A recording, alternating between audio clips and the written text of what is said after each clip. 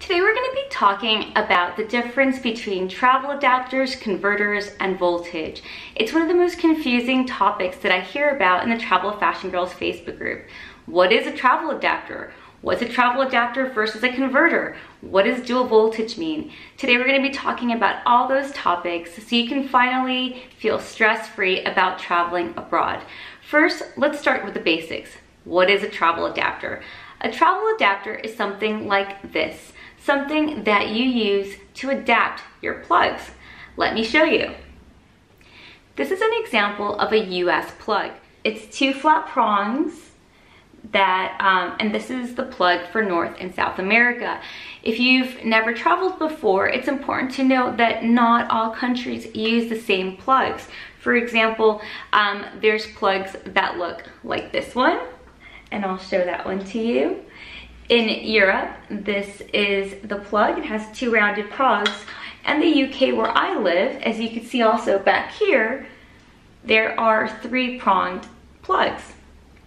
So what you need when you're traveling in its very essence is an adapter that's gonna allow you to take your plug and then plug that into the wall socket wherever in the country where you're traveling. So depending on where you're going, you might not need an adapter. As I said, you can research online what plugs are used in the country where you're traveling. But for this example, let's assume that you're traveling from the US abroad to Europe. So, and this is a travel adapter. So this is great because it's an international universal travel adapter, which means that it allows you to plug in a variety of different prongs, a bunch of different plugs, whether it's the US like this one, or even a UK plug like this one, and plug that in. Why this one is so particularly good, it's international, which means that you can use it when you're traveling to a variety of regions around the world, pretty much everything except Africa. For example, here, if you see here, it has this for Europe. So if you were to lift this up like this, then the adapter, you can use this adapter for Europe. If you were to close that and open this, you can use it for the US. If you twisted it in, then I would believe it works for either Japan or Australia. I'm not sure. It says there's labels as to the different countries where it works here. This one also works, for example, for Thailand. Then you just bring that up. Make sure that when you're using it, it's fully, you fully hear the click.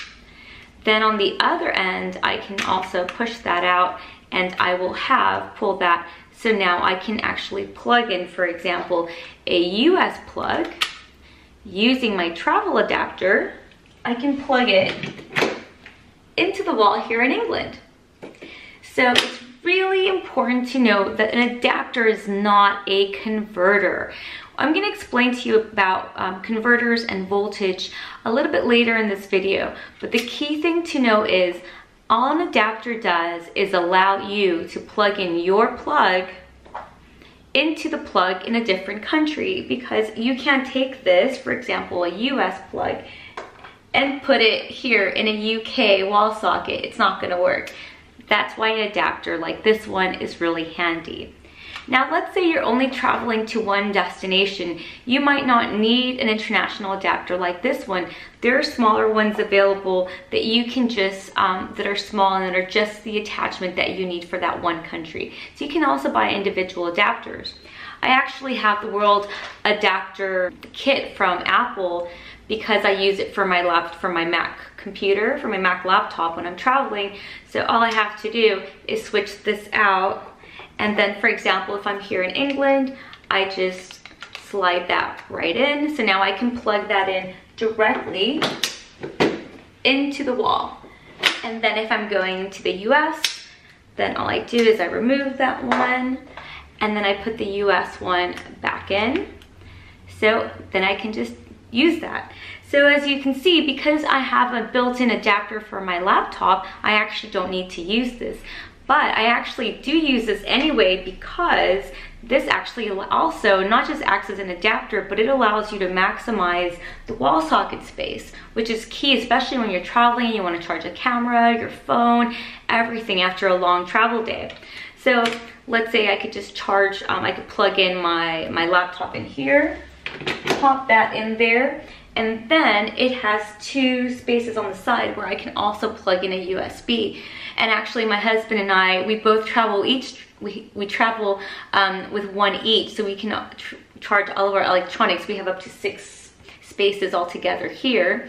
In addition to that, we actually also use it at home because it's a little bit less bulky than using an extension cord like this one. So this is nice. So we not only use them when we're traveling, but we also use them at home too. Now let's talk a little bit about voltage. Voltage, what is voltage? So if you were going to be traveling from the US to Europe, all you need to do is you get an adapter so you can plug your plug into the wall. But in addition to that, you have to make sure the electronic that you're plugging is able to be plugged because of voltage. Now, this is an example of a curling iron / flat iron that I have for traveling.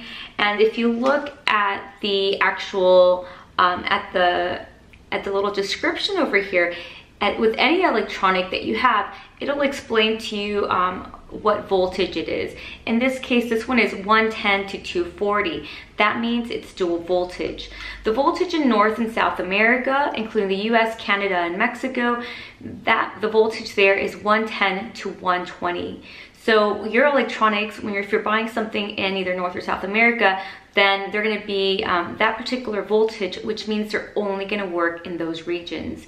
If you're buying something in Europe or Australia, Asia, and other parts of the world, the voltage is 220 to 240, which means that you can only use it in those regions. If you're going to Europe from the US, you need to make sure that your product is dual voltage. You can't just travel with a product that's only meant for your destination. For example, here in England, I bought this blow dryer. This blow dryer, if you look at the description here, it says that I believe it is 220 to 240 volts. So I can't take this to the US without blowing a fuse. So even if I took a travel adapter like this one and I was able to plug it into the wall, because it's not the right voltage, I can't take this European blow dryer and plug it into the US. If I wanted to do that, then I would need to get a converter. But that's where things get a little bit complicated. So this is not a converter. A converter is an additional item, very similar to this, a little bit heavier, a little bit bulkier, but it allows you to take this, a European voltage product, and plug it into, for example, somewhere in the US. But when it comes to a device like a blow dryer, if something's not dual voltage, I really recommend you actually don't travel with it. It's better off to buy a product that is dual voltage, for example, this blow dryer, that you know will be able to work in both destinations. That way you don't need an adapter. So this one I bought in the US, but as you can see, it says here that it is 125 to 250 volts. That means it'll work in both Europe and the US. So it's dual voltage. But here is one thing that people miss out, and especially with blow dryers. Blow dryers tend to be a particular hair, for some reason, there's always issues with hairstyling tools and when you're traveling abroad, and that's really because of one big reason. There is a manual switch right over here. And this right now is pointing to 125. This is set to North and South American voltage. If you're traveling to Europe, for example, and you don't move that switch so it's facing up to the 250 volts, then you're gonna blow a fuse. You're gonna break your blow dryer, your hair actually might burn, and you might blow a fuse in your accommodation where you're staying. So it's really important, if you do choose to travel with a dual voltage blow dryer, always change the setting. Most electronics, most modern electronics actually don't require a manual switch. It really usually is with blow dryers or other hairstyling tools.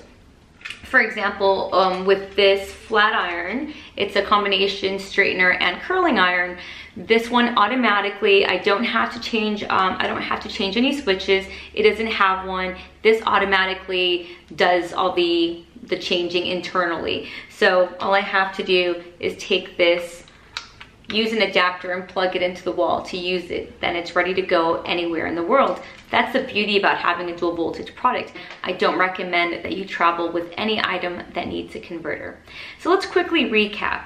A travel adapter looks kind of like this. All it does is it allows you to plug your plug from your home, let's say you're in the UK, or a US plug, for example, and it allows you to use it in a different country. That's what a travel adapter does. It does not convert electricity. It doesn't do anything other than adapt. This one also acts as a surge protector, so in case there's a short, it protects your electronics, so I like that as a bonus. So, travel adapter. Dual voltage product, something like this blow dryer or your laptop charger is dual voltage, which means that it can go, that you can be used in either Europe or the US. Remember, North and South America have 110 to 120 volts, whereas in other parts of the world, it's 220 to 250 volts. So you want to make sure that you're not plugging products that are purchased in either location but are not dual voltage into the other, because that's not going to work. So if you're traveling with something like this, I bought this in the US. When I'm in the US, I can use it, plug it directly into the wall, no problem. When I get to Europe, I want to actually switch that up so it's pointing to the 250. Then I'm going to take an adapter, pop that in there, and then, oh, maybe that's backwards, sorry.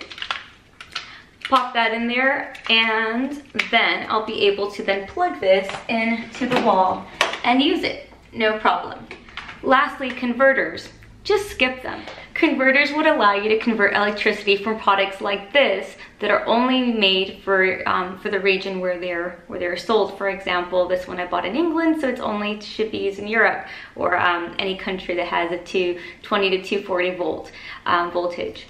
So I don't recommend you travel with something like a converter because it's not worth it. It takes a lot of space, and the products, you might have problems with the products anyway. Always look for things that are dual voltage.